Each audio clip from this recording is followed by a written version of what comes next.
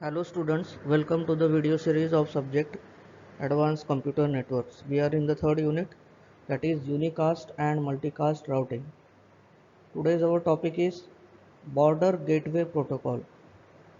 So we will study in detail about Border Gateway Protocol. So in the previous video we have studied about Open Shortest Path First protocol. It was a type of intra-domain protocol. So we have seen its introduction, types of packets in OSPF protocol, and description of each packet in OSPF. So coming to today's topic, that is Border Gateway Protocol. So the learning outcomes will include introduction to Border Gateway Protocol, characteristics of Border Gateway Protocol and its functionalities. Functionalities will also include its working. So the function as well as working of BGP is one and the same. POs mapped are PO 1, 2, 3, 4, 7, 8, 9 and 10. So coming to today's topic, that is Border Gateway Protocol. So we have seen these routing protocols. Routing protocols का classification हमने देखे थे. तो classification में क्या किए थे हमने उसको two types में उसको classify किए थे. Mainly classify किए थे into two main types, that is intra-domain and inter-domain. Intra-domain को हमने बोले थे interior protocols और inter-domain protocols को हमने बोले थे एक्सटीरियर प्रोटोकॉल्स. तो इंटीरियर प्रोटोकॉल्स या इंटर डोमेन प्रोटोकॉल्स को हमने फिर से सब क्लासीफाई किए थे into RIP, that is routing information protocol, and OSPF that is open shortest path first. तो ये पार्ट था हमारा इंट्रा डोमेन. इंट्रा डोमेन किसको बोलते थे हम?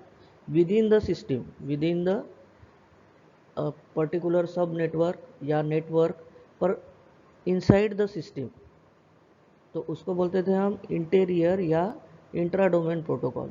इंटर डोमेन प्रोटोकॉल जो हम पढ़ेंगे वो इन बिटवीन डिफरेंट सिस्टम्स रहेगा. जैसा एक पर्टिकुलर सिस्टम है ऑटोनॉमस सिस्टम और दूसरा एक पर्टिकुलर कोई तो भी डिफरेंट ही सिस्टम है. अभी ये दो अलग अलग सिस्टम्स को जो अलग अलग जियोग्राफिकल लोकेशंस पे लोकेटेड है उनको कनेक्ट करने का काम या उनके थ्रू कम्युनिकेशन करने का काम हमारा करेगा inter domain protocol. Domain change हो रहा, ठीक है, एक अलग ही टाइप का नेटवर्क है, दूसरा अलग ही टाइप का, सपोज एक लैन है तो दूसरा वैन है, तो डोमेन यहाँ पे चेंज हो रहे. तो that type of protocol are called as inter domain protocol या तो एक्सटीरियर प्रोटोकॉल. तो वही हमको पढ़ने का है आज. तो BGP जो है वो एग्जाम्पल किसका है? इंटर डोमेन प्रोटोकॉल का या एक्सटीरियर प्रोटोकॉल का.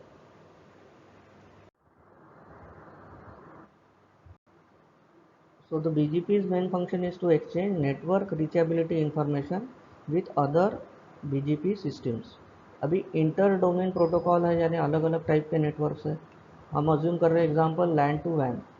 तो नेटवर्क रीचेबिलिटी, अगर लैन में एक आधा सिस्टम होस्ट कनेक्टेड है और वो कनेक्ट करना चाहता है विद द इंटरनेट, तो वो वैन सिस्टम हो गया. तो नेटवर्क रीचेबिलिटी का मीनिंग यहाँ पे क्या कर रहा कि इन बिटवीन जो ब्रिज है लैन का वैन के साथ या तो वो पर्टिकुलर होस्ट का विद द इंटरनेट, वो नेटवर्क रीचेबिलिटी इंफॉर्मेशन का मीनिंग यहाँ पे होगा कि वो नेटवर्क में कनेक्टेड है और वो सभी प्रॉपर प्रोटोकॉल्स फॉलो कर रहा है to connect to the TCP IP network. उसको हम कहते हैं नेटवर्क रीचेबिलिटी इंफॉर्मेशन. सपोज इसका एग्जांपल लेते हैं हम मोबाइल नेटवर्क. मोबाइल से रियल लाइफ एग्जांपल लेते कि मोबाइल अगर हमारा नेटवर्क में नहीं है तो कनेक्टिविटी इश्यूज आते हैं, या तो नेटवर्क कहीं कहीं पे एकदम स्लो डाउन हो जाता या तो चलता ही नहीं. भले ही अदर एरियाज़ में जाएंगे, थोड़े से आगे चले जाएंगे तो वहाँ पे नेटवर्क रहेगा या तो नेट हमारा अच्छे से चलेगा.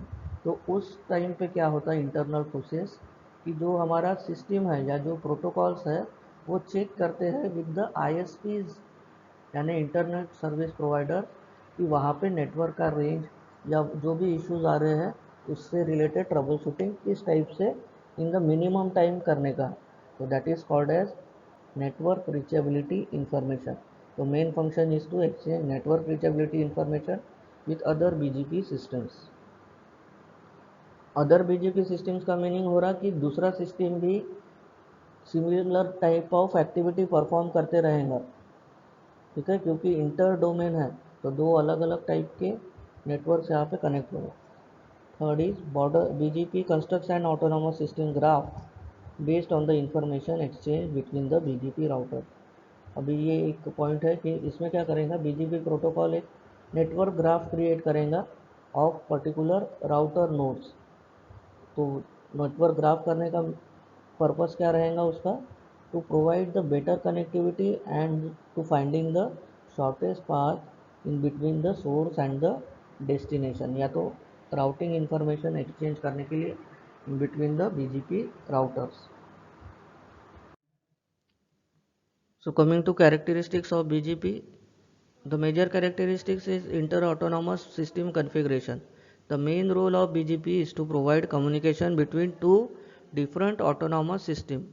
अभी BGP क्या है, अपना इंटर डोमेन प्रोटोकॉल है, तो दो अलग अलग सिस्टम्स के बीच में कनेक्शन है with the help of communication. किसके थ्रू हो रहा है, with the help of BGP protocol. तो वही मेन कैरेक्टरिस्टिक्स है, इंटर ऑटोनॉमस और inter domain system configuration. BGP supports next hop paradigm. तो नेक्स्ट हॉप पैराडिज्म में क्या होगा, every router in the communication path, communication के पाथ के ऊपर जो भी राउटर है वो अपना राउटिंग इंफॉर्मेशन शेयर करेगा विद द नेबरिंग राउटर, और जिस राउटर के लिए उसको शॉर्टेज टाइम लग रहा है, जिस राउटर तक इंफॉर्मेशन पहुंचाने के लिए उसको शॉर्टेज टाइम लग रहा है, वो सभी राउटर्स का वो अपने पास राउटिंग टेबल में एंट्री करेगा, और उससे वो डिसाइड करेगा कि कौन से राउटर के थ्रू हम डेस्टिनेशन तक जल्दी जल्दी पहुंच सकते। तो वो है हमारा नेक्स्ट हॉप पैराडिज्म। तो BGP सपोर्ट्स इट।